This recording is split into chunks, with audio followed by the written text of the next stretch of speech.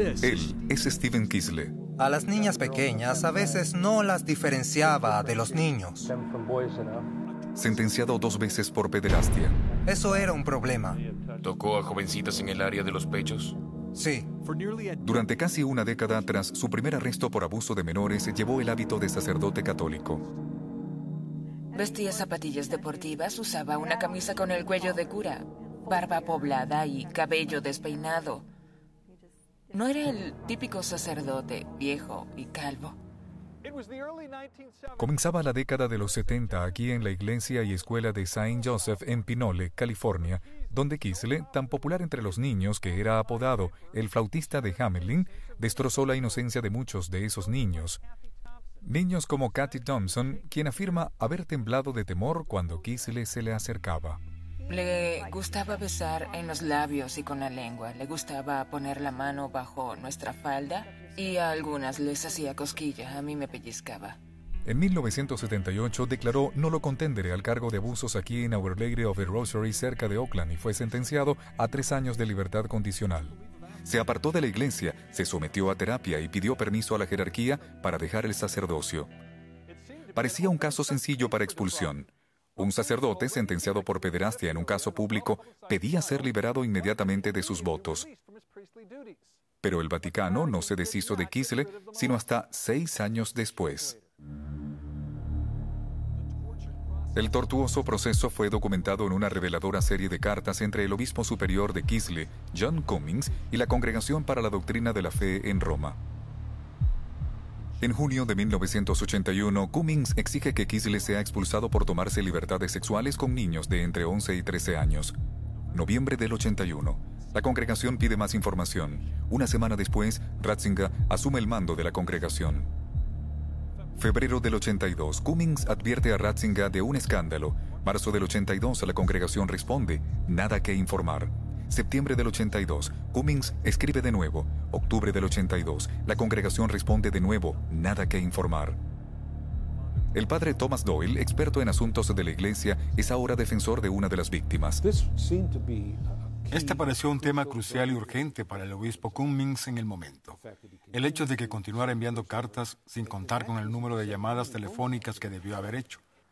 A lo largo de todo el proceso, Kisle siguió siendo sacerdote, aunque se le prohibió trabajar en una parroquia, una decisión que protegió a los niños pero no redujo el empeño del obispo de expulsar formalmente a Kisle de la iglesia. Finalmente, tras 4 años de retardo, una respuesta de Ratzinger: su decisión: dilatar aún más. La carta de Ratzinger recomienda consideración cuidadosa que requiere mucho tiempo. Y si bien reconocía la grave significación del caso, decía que también era necesario considerar el bien de la Iglesia Universal. Estoy decepcionada de él. No puedo creer que dejara pasar eso y pensara no hacer nada por el bien de la Iglesia. ¿Y el bien de los niños? Es tan culpable como Kisle. Igual de culpable. Kisle siguió siendo sacerdote 1 año y medio más antes de que Ratzinger le permitiera colgar el hábito. ¿Por qué tardó tanto? El Vaticano afirma que las manos de Ratzinger estaban atadas por una orden general dada por el Papa Juan Pablo II que prohibía expulsar a sacerdotes de menos de 40 años. Kisle tenía 38. No tenía edad suficiente para satisfacer la política del Papa para la época. Y vieron eso como más importante que la urgencia de la situación, que requería apartar o al menos expulsar a un conocido delincuente sexual. ¿Puede entender por qué la gente, nuestro público, ve esto como una decisión de alguien que no está en contacto con la realidad?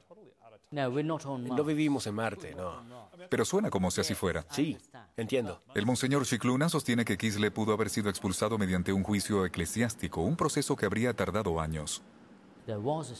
Había un sistema, un procedimiento según el cual solo se podía reducir a alguien al estado laico después de un juicio penal. El procedimiento estaba allí. Era la decisión del obispo. Pero entiendo que los obispos buscaran una salida rápida, pues entiendo que el tiempo apremia en estos casos.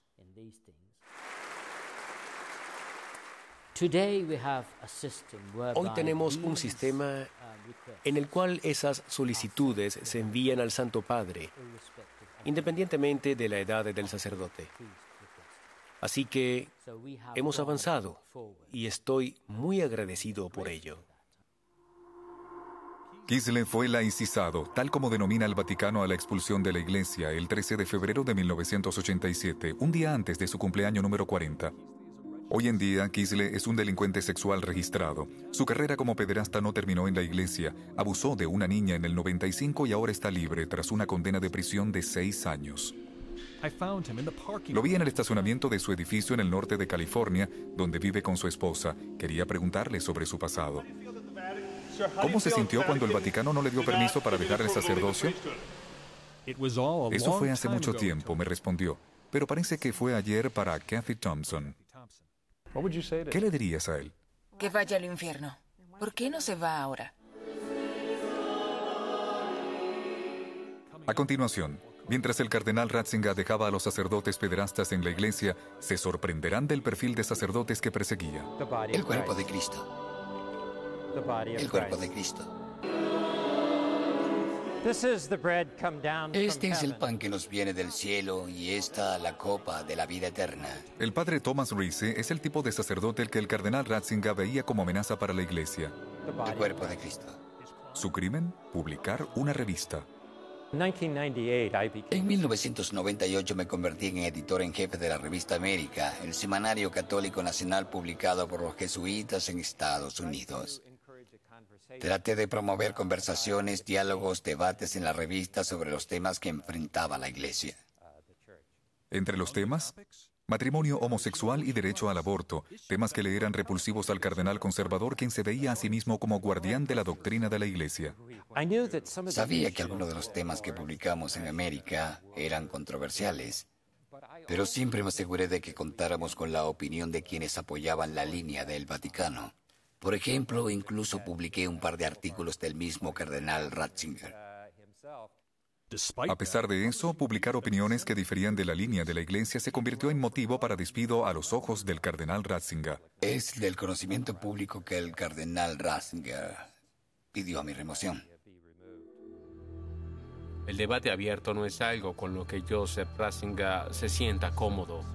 Le preocupaba que la Iglesia mostrase un frente unificado y que todos supieran la posición de la Iglesia.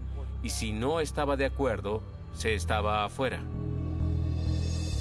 La campaña de Ratzinger contra los sacerdotes que se apartaban de la estricta doctrina de la Iglesia fue tan virulenta que la prensa lo apodó el Rottweiler de Dios. Expertos en asuntos del Vaticano afirman que Ratzinger silenció, censuró o amonestó a decenas de teólogos durante su reinado en la congregación. Él fue la figura más polarizante del universo católico. Creo que los conservadores católicos lo veían como su campeón defensor, y para los católicos liberales era el Darth Vader del mundo católico. El cardenal Ratzinger fue apasionado en acallar en disenso, pero nunca hubo ninguna indicación pública de que fuera igual de apasionado en expulsar a los sacerdotes pederastas. He visto evidencia de esto como clérigo. El Vaticano está más interesado en nuestros pensamientos que en nuestros actos. Es lo que más les preocupa, están obsesionados con ello. Para Ratzinger, la cura de la crisis de abuso sexual era seguir fielmente la doctrina de la Iglesia. Para él, ser más estricto en la fe, la ortodoxia y la propia espiritualidad serían necesariamente el primer paso para curar cosas como licencias y abuso sexual por parte de los sacerdotes. Padre, escucha las súplicas de la familia reunida ante ti.